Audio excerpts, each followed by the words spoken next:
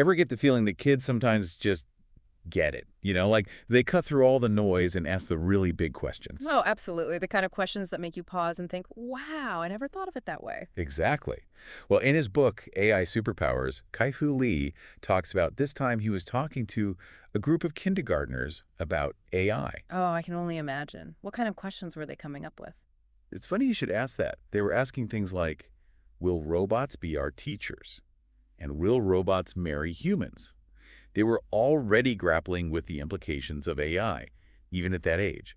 So that's exactly what we're diving into today. We're talking about AI superpowers and more specifically, China's role in that future, right? You got it.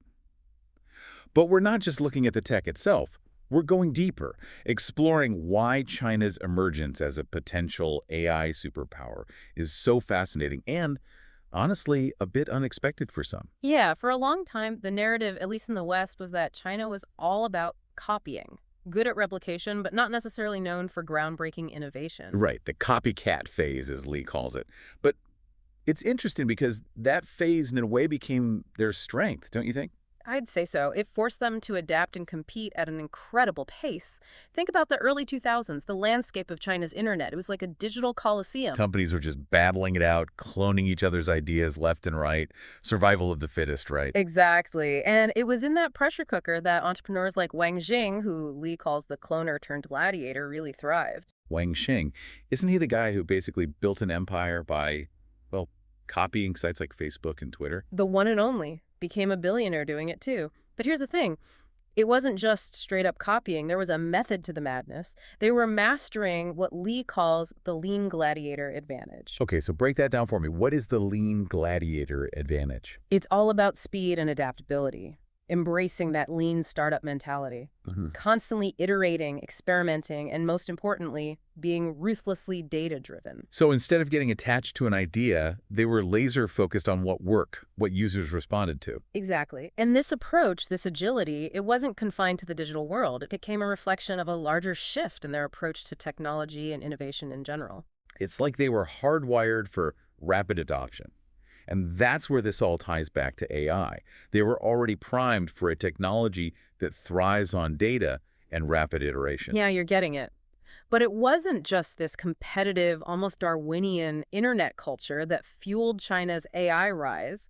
The government played a pretty significant role as well. Right, like with the whole mass entrepreneurship, mass innovation initiative. Exactly. That was a clear signal that they were serious about becoming a global tech leader. And then you had figures like Guo Hong, who really embodied that commitment. I don't think I'm familiar with Guo Hong. Who is he? So Guo Hong was this incredibly influential official who was instrumental in creating something called the Avenue of Entrepreneurs, basically a hub for startups. Wow, so they were putting serious resources behind this. Oh, absolutely. And here's the really interesting part. Guo Hong was so committed to fostering entrepreneurship that he eventually left the government to start his own bank. Wait, he started a bank? Yep, a bank specifically designed to serve entrepreneurs. Talk about putting your money where your mouth is. That's a pretty bold move. It sounds like China was setting the stage, creating this perfect storm for their AI ambitions. You could say that. They had the drive, the data, and the government backing. They were ready to make some serious moves, ready to jump into this alternate internet universe Lee talks about. Oh yeah, I'm hooked. It's crazy to think how different things have played out over there compared to, like, the US or Europe. It really is a different world. In the West, we kind of eased into the whole mobile thing. Like, we had desktops, then laptops, and then eventually smartphones became the norm. But in China, they basically just skipped a whole step. Right, pretty much. A huge chunk of their population never even really used desktop computers. They went straight to mobile, and that completely changed their relationship with the internet. That's going to have some serious implications. It's like over here, we think of the internet as something separate, something we access. But over there, it's just always there. Exactly. It's woven into the fabric of their daily lives in a way that's pretty hard to grasp if you haven't actually experienced it. And I'm guessing this is where WeChat enters the picture, right? Oh, WeChat is a perfect example. It's not just an app, it's practically an entire digital ecosystem. Lee calls it the digital Swiss Army knife, right? It does everything. Yeah. Messaging, social media, payments, you name it. It's incredible. And for AI, that's like striking gold because all those different functions mean they're collecting mountains of data. It's like they were building this giant data warehouse while the rest of the world was still trying to figure out data collection. And it's not just the sheer amount of data, it's the variety. Think about it. In the West, you might use 5 different apps for things you do in a day. In China, they might just use WeChat. So they have this single source of data that tracks so much of people's lives. Precisely. And that brings us to another game changer, the QR code revolution. Remember when QR codes first popped up? Everyone thought they were going to be huge, then they kind of faded away here. Not in China, though. They went all in on QR codes, and it's part of what fueled this explosion of mobile payments. It's true. You practically don't need a wallet in some Chinese cities these days. Everyone just uses their phones. And each one of those transactions generates valuable data. It's like they bypassed the whole credit card era and went straight to this incredibly trackable system. So while we were still swiping plastic, they were building this intricate map of people's lives through their digital footprints. Exactly. And remember how Lee talks about O2O, online to offline services? Right. The whole point is to blur the lines between the digital and physical worlds. And China is light years ahead when it comes to O2O. Think about the scale of things like food delivery or bike sharing over there. It's mind-boggling. It really is. I mean, those services exist here, but it's nothing compared to the sheer volume in China. It's on another level. And all of that activity, those millions of food orders and bike rides, generate even more data.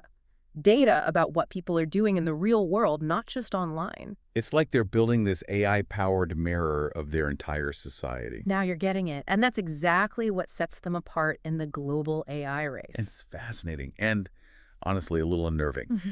But with all this talk about AI's potential, we can't ignore the big question.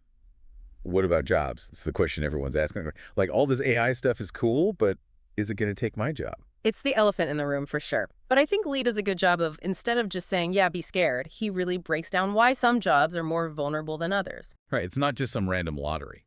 He talks about how, and this is kind of weird when you think about it, AI is actually better at mimicking complex human thinking than simple tasks, like the Moravec's paradox thing. Yeah. It's like it's easier to build an AI lawyer than an AI that can, I don't know, fold laundry. Exactly.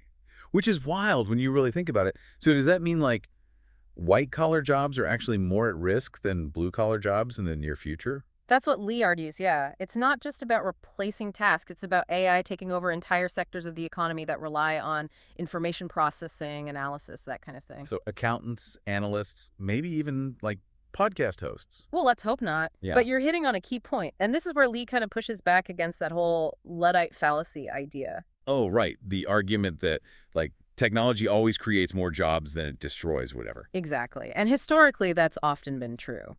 But Lee's point is that AI is different. He compares it to other general-purpose technologies, like think electricity or the steam engine. So these aren't just upgrades. They fundamentally change how society functions? Precisely. But here's the thing. Lee doesn't want us to despair. He actually uses a very personal experience to offer a more, I guess you could say, hopeful way of looking at this AI future. You're talking of the part where he discusses his cancer diagnosis, right? That really stuck with me. It's a powerful stuff. It made him completely rethink his priorities. Work wasn't everything anymore. And that really shifts his whole perspective on the future of work, doesn't it? He starts talking about compassionate caregivers and emphasizing human connection and things that AI just can't replicate. Yes, like that story he tells about his friend who invented this amazing touchscreen device for elderly people. It was supposed to help them stay connected with family and everything, right? Sounded like a great idea. It did. But you know what those elderly folks wanted most? What's that? They wanted a human touch. Literally, they wanted someone to hold their hand, to just sit and listen to their stories. It's a good reminder that even the most advanced tech can't replace human connection. Exactly. And that's really Lee's message, I think. It's not about us versus the machines. It's about figuring out how we can coexist, how we can leverage AI to create a more humane, more fulfilling world. And he leaves us with that question, right? If economic output isn't the only measure of our worth, then what is? It really makes you think about what truly matters. It does. And I think that's a perfect place to leave it. What do you think? Absolutely. This whole conversation has been fascinating, from China's unique path to AI dominance to these bigger questions about the future of work and, what it means to be human in an age of increasingly intelligent machines. Well said. It's a lot to unpack, but that's what we're here for, right? To Ah, dig into these complex issues and hopefully spark some interesting conversations along the way. couldn't have said it better myself. Thanks for taking this deep dive with me. Until next time.